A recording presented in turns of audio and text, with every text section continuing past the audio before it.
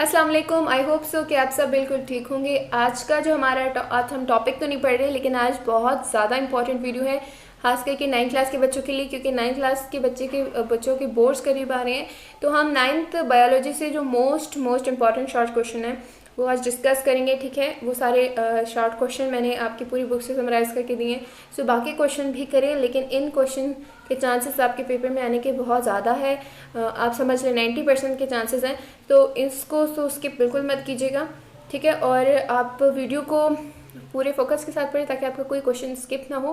Last में आपको कुछ डायग्राम्स के क्वेश्चन है वो भी बताऊंगी, क्योंकि पेपर्स में वो भी आ सकते हैं। ठीक है, ओके, सो लेट्स स्टार्ट। हमारा पहला क्वेश्चन है, compare the process of mitosis and meiosis. Meiosis और माइटोसिस का जो प्रोसेस है उसको कंपेयर करें। डिस्क्राइब द सेल साइकिल को डिस्क्राइब करें। हमारा नेक्स्ट क्वेश्चन है। उसके बाद थर्ड क्वेश्चन है, compare the structure of animal and plants और एनिमल सेल के स्ट्रक्चर को कंपेयर करें। Describe the structure and function of nucleus, mitochondria and cell membrane. वो आपसे कह रहे हैं कि आप हमें फंक्शन और स्ट्रक्चर बताएं, किसके, न्यूक्लियस के, माइटोकॉन्ड्रिया के और सेल मेम्ब्रेन के। तो जो सेल मेम्ब्रेन का टॉपिक है वो मैंने आपको समझाया भी है, आपको इसकी वीडियो चैनल पे मिल जाएगी। ठीक है, आप वहाँ से भी इसको जाके देख सकते हैं। इसके बाद आपकी न्यूक्लियस और माइटोकॉन्ड्रिया की वीडियो भी आपको जल्द ही इंशाल्लाह मिल जाएगी। ठीक है, तो इसका स्ट्रक्चर और फंक्शन उसने आपसे पूछा है।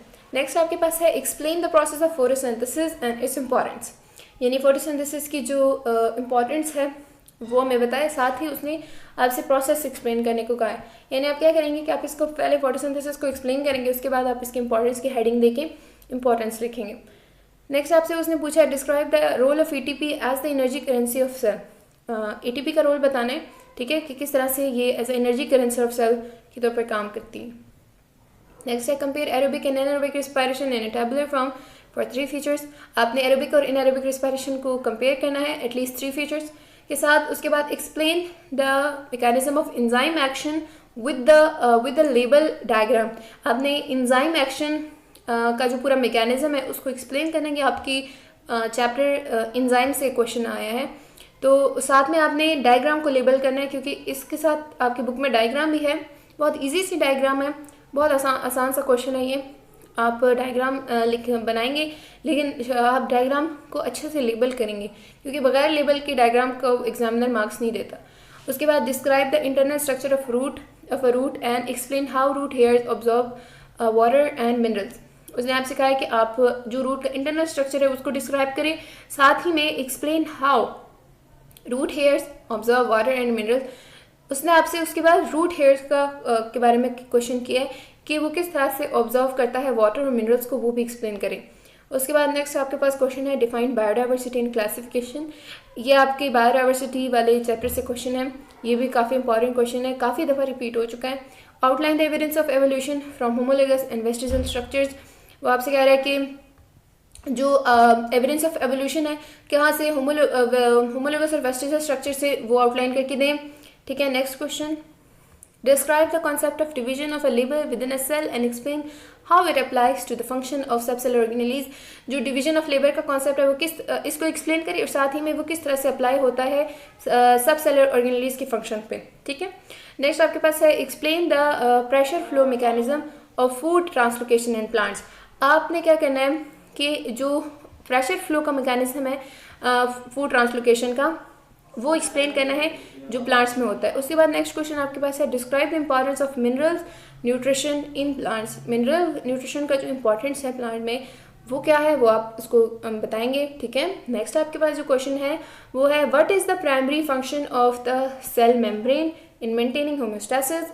वो आपसे कह रहा है कि जो होम्योस्टेसिस को मेंटेन करते हुए सेल मेम्ब्रेन का क्या प्राइमरी फंक्शन है, वो हमें जो है ना लिखें। तो ये क्वेश्चन मैंने आपको सेल मेम्ब्रेन का टॉपिक समझाते हुए भी समझाया है। ठीक है, वहाँ से भी आप इसको अच्छे से समझ सकते हैं।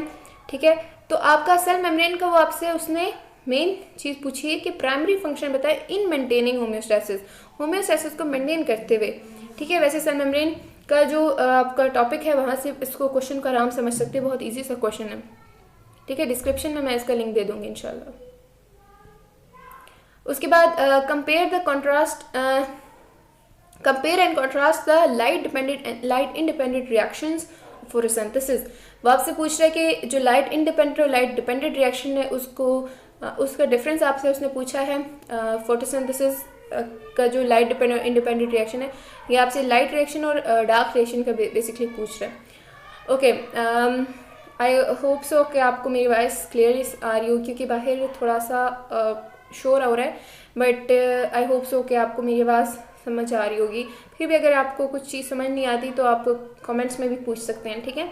और अभी तक चैनल को सब्सक्राइब नहीं किया तो प्लीज़ चैनल को ज़रूर सब्सक्राइब करें, ठीक है।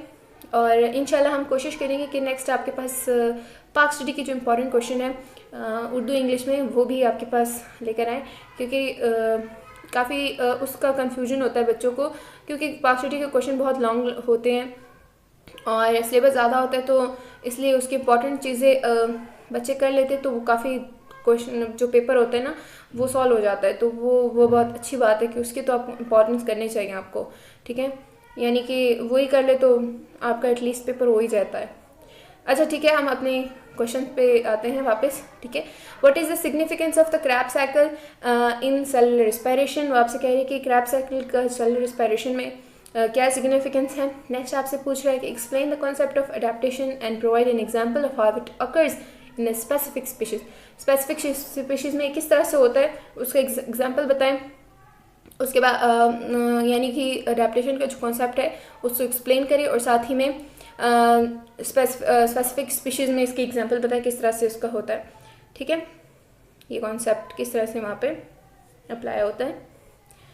नेक्स्ट आपके पास है describe the structure and function of Golgi apparatus in a cell. Cell में जो गोल्जी अपैरेटस का जो फंक्शन है और स्ट्रक्चर है, अगेन मैं आपको बताऊंगी कि ये ऑर्गेनेलीज आपके बहुत इंपॉर्टेंट है। मेनली इनका वो स्ट्रक्चर और फंक्शन आपसे पूछना है, तो ये तो एटलीस्ट आप अगर आउट से कि आप हर ऑर्गेनेली की कर लें तो ठीक है, लेकिन जो मेन ऑर्गेनेलीज हैं इसकी तो ज़्यादा ज़रूरी है। जैसे मैंने आपको पहले बताया माइटोकॉन्ड्रिया, न्यूक्लियस और ये गोल्जी अपैरेटस और राइबोसोम्स की तो बहुत इंपॉर्टेंट है, ठीक है।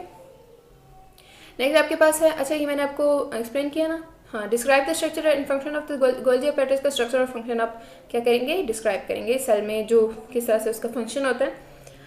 गोल्जी अपैरेटस का इंशाल्लाह आपको पूरे कंप्लीट लेक्चर में आपके पास लेकर आऊँगी, तो उसमें आपको ये सारी चीज़ें वैसे क्लियर भी हो जाएंगी। तो अगर आज लॉन्ग क्वेश्चन भी आता है तभी आप इसको कर लेंगे, ठीक है।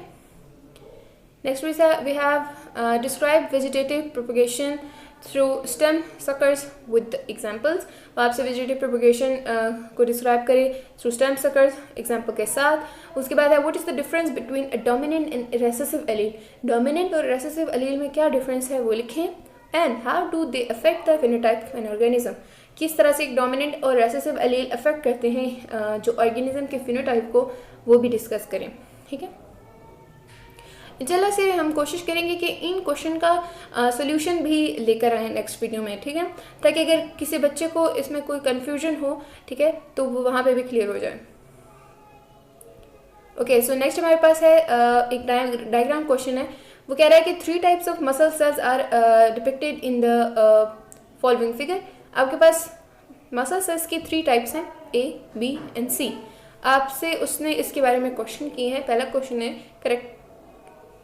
क्वेश्चन आपके पास है correctly name the types of cells labelled as A, B and C। आपने इनकी जो नेम्स हैं इन सेल के टाइप्स की, ये जो टाइप ऑफ सेल्स हैं, ठीक है, इनकी नेम्स आपने लेबल करनी है, मेंशन करनी है, यानी इस A का और B का और C का। उसके बाद नेक्स्ट क्वेश्चन आपके पास है mention the location of the cell types in the body. Body में ये इनका लोकेशन का है, सेल A का इस तरह से B और इस तरह से C का कहाँ पे लोकेशन है इसका बॉडी में, तो वो आप लिखेंगे। नेक्स्ट क्वेश्चन है following is the diagram of female gametophyte of flowering plant. Flowering plant की एक फीमेल गेमेटोफाइट की आपके पास डायग्राम है। उसने आपसे इसमें क्वेश्चन किए correctly name the parts labelled as A, B, C and D। A, B, C, D को लेबल करें। What is the fate of X and Y after fertilisation के बाद X और Y का फेट बताएं, ठीक है। तो ये आपसे क्वेश्चन किया है उन्होंने। नेक्स्ट हम चलते हैं नेक्स्ट डायग्राम क्वेश्चन के ऊपर की तरफ। तो वो आपके पास है the diagram shows an overview of photosynthesis, ठीक है। ये आपके पास एक कंप्लीट फोटोसिंथेसिस का एक ओवरव्यू का डायग्राम आपको उसने शो किया हुआ है। इसमें आपसे उसने क्वेश्चन दिया कि write the names of molecules shown as 1, 2, 3 and 4। ये 1, 2, 3 एंड 4 आपने इसके नेम्स ऑफ मॉलिक्यूल्स के नाम लिखने हैं, ठीक है, इन मॉलिक्यूल्स के, और साथ में आपने मेंशन करना है कि इनमें से कौन सा जो है वो ऑर्गेनिक है, ठीक है। सो यहाँ तक हमारे पास सारे क्वेश्चन ख़त्म हो जाते हैं और आई होप सो कि आप ने सारे क्वेश्चन अपने पास नोट कर लिए हों, और आई होप सो कि आपको मेरी वॉइस सारी चीज़ें क्लियर सुनाई दी हो। फिर भी अगर आपको कोई क्वेश्चन है तो आप कमेंट्स में लाजमी पूछें, ठीक है। मैं अपनी पूरी कोशिश करूँगी कि आप कौन सा करूँ, ठीक है। और चैनल को सब्सक्राइब नहीं किया तो प्लीज़ चैनल को ज़रूर सब्सक्राइब करें, ठीक है। आपकी तरफ से ये सपोर्ट हमें बहुत हौसला देती है। अपना बहुत सारा ख्याल रखें, मिलते हैं नेक्स्ट वीडियो में, तब तक के लिए अल्लाह हाफ़िज़।